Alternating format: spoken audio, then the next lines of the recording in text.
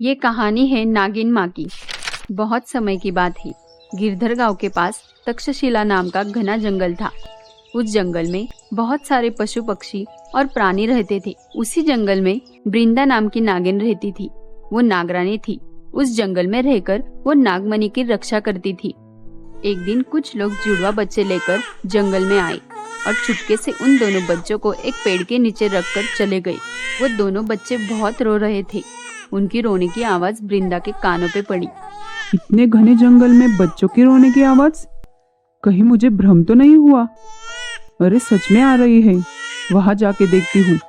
वृंदा आवाज की दिशा में चलते चलते बच्चों के पास पहुंची।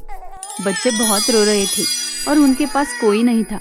तभी वहां एक जहरीला नाग आ गया। वो बच्चों को हानि पहुंचाने वाला ही था। तभी वृंदा ने अपनी शक्तियों से उसे भगा दिया।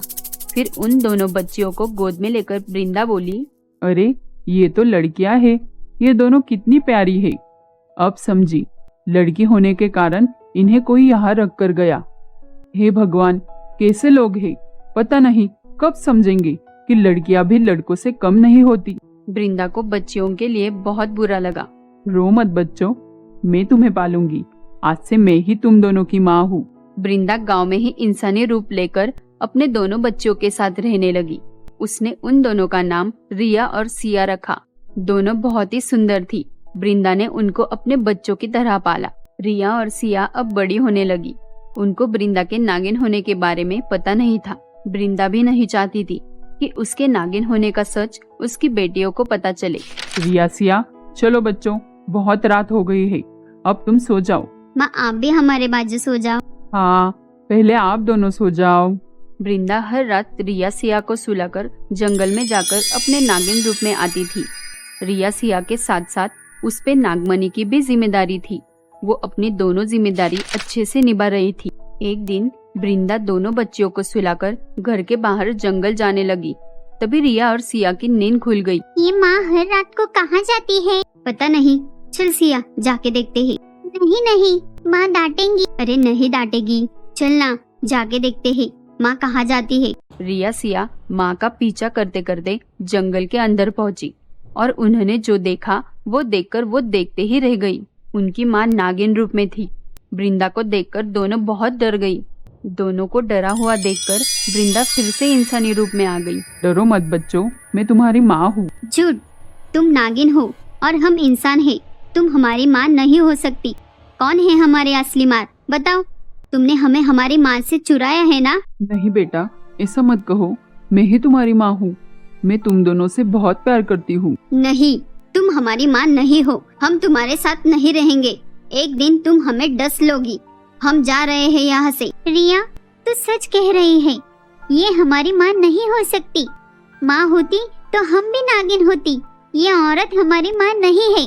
चलो। रिया, सिया, मुझे छोड़ के मत जाओ। मैं तुम दोनों के बिना कैसे रहूंगी बेटा। दोनों बेटियों ने अपनी माँ की एक नहीं सुनी और वहाँ से निकल गई। ये देखकर वृंदा दुखी होकर जोर जोर से रोने लगी। उस दिन एक माँ अपने बच्चियों के सामने बुरी बन गई थी। वो बहुत ही नाकाम महसूस कर रही थी। रिया और सिया रात भर जंगल में भटकने के बाद सुबह एक शहर में पहुंची। रिया, अब हम कहाँ रहेंगे? क्या करेंगे? हम लोगों के घर काम करके अपना गुजारा कर लेंगे। अब हमें उस नागिन की कोई जरूरत नहीं है। दोनों बहनों को एक बंगले में साफ सफाई करने का काम मिल गया। उस घर की मालकिन दोनों बहनों से घर का सारा काम करवाती, पर जब पैसे देने की बात आई, मालकिन ने दोनों बहनों को डांटकर वहाँ से भगा दिया। वो दोनों रोते रोते हुए वहाँ से चली गई। वो दोनों फिर से दूसरे घर काम मांगने गए। वहाँ भी उस घर की मालकिन ने उनसे बहुत काम करवाया। दोनों को बहुत भूख लगी थी। रिया, मुझे बहुत भूख लगी है। हाँ सिया, मुझे भी। रुक, मालकिन से मांग के देखती हूँ। मालकिन, हम दोनों को बहुत भूख लगी है। क्या आप हमें थोड़ा खाना दोगे? पहले बाकी का जो काम बचा हुआ है वो करो, फिर मैं तुम दोनों को खाना दूंगी। बहुत काम करवाने के बाद मालकिन ने उन दोनों को बासी खाना खाने को दिया। खाना देखकर वो दोनों दुखी होकर रोने लगी। वो जैसी भी थी, हमारी माँ थी। उन्होंने हमें कभी किसी बात की कमी नहीं रखी। हमने जो मांगा वो दिया। कभी हमें किसी बात के लिए नहीं डांटा। वो बुरी नहीं हो सकती। हाँ सिया, हमने उनके साथ बहुत बुरा बर्ताव किया। इतना भला बुरा कहा। चलो हमें उनके पास जाना चाहिए, पता नहीं वो किस हालत में होगी। ऐसा कहकर वो भागकर जंगल की ओर गए। वहाँ उन्हें एक साधु बाबा दिखाई दिए।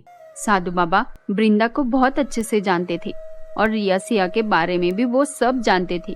आ गई तुम दोनों वापस? क्या आप हमें जानते हो? हाँ, तुम रिया सिया हो ना? क्या आप हमारी माँ को जानते हो? क्या आपने उनको कहीं देखा? क्यों आ गई तुम दोनों को अपनी माँ की याद? तुम्हें कुछ पता है? वृंदा एक नागरानी है, इस तक्षशिला जंगल की रानी। उसने तुम दोनों को अपने खुद के बच्चों की तरह पाला। कुछ साल पहले तुम्हारे माँ बाप तुम दोनों को इस जंगल में रख कर गए थे। फिर वृंदा ने तुम दोनों को वहां से उठाया और ये जंगल छोड़कर गांव में इंसानी रूप लेकर तुम दोनों को पाला, बड़ा किया। और तुम दोनों ने क्या किया? तुम दोनों ने उसके ममता की लाज नहीं रखी। साधु बाबा की बात सुनकर दोनों बहनें जोर जोर से रोने लगी। उन्होंने बाबा से अपने किए की माफी मांगी। बाबा, हमें हमारे माँ के पास जाना है, कृपा करके हमें बता दो हमारी माँ कहाँ है। बाबा ने दोनों को नागिन वृंदा का पता बताया। रिया सिया भागकर अपने माँ के पास गई।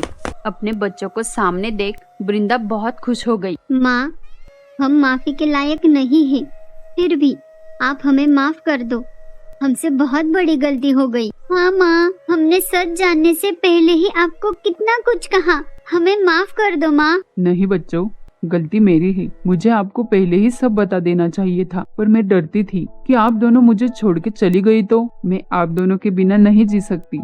आप आगे से मुझे कभी छोड़ के नहीं जाना। वृंदा ने अपने दोनों बच्चियों को खुशी से गले लगा लिया और उस दिन बाद वो तीनों एक साथ एक घर में हंसी खुशी रहने लगे।